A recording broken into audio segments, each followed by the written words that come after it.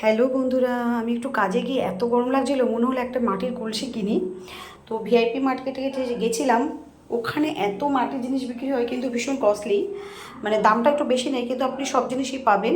তো আমি এই জগগুলো কিনতে চেয়েছিলাম, তো 180 টাকা করে বলছে। ওই সামনে যে জগগুলো রয়েছে, ঢাকনাটা আলাদা।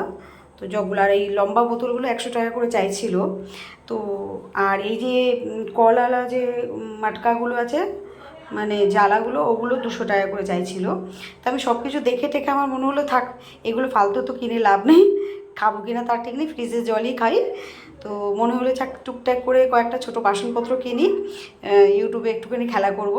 তা একদমই ছোটো ছোটো ছোটো ছোটো বাসন কিনেছি। আমি আপনাদেরকে কাল থেকে দেখাবো, যদি আমি বাড়িতে যখনই থাকবো খাবারের জন্য, আমি আপনাদেরকে দেখাবো যে আমি কি কি কিনেছি আর কিভাবে করছি। আর এই যে জগটা, এটা 180 টাকা চাইছিল, তো আমি নিলাম না, ছোট ছোট বাসনগুলোই কিনলাম। বাড়িতে এসে আমি আপনাদের দেখাচ্ছি কি কি বাসন কিনেছি।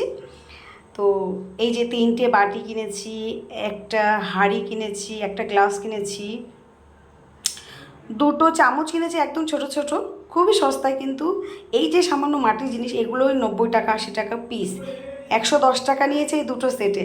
যাই হোক, এই টোটাল মিলিয়ে আমার শপিং করা হয়েছে, আমি আপনাদের দেখাচ্ছি বন্ধুরা।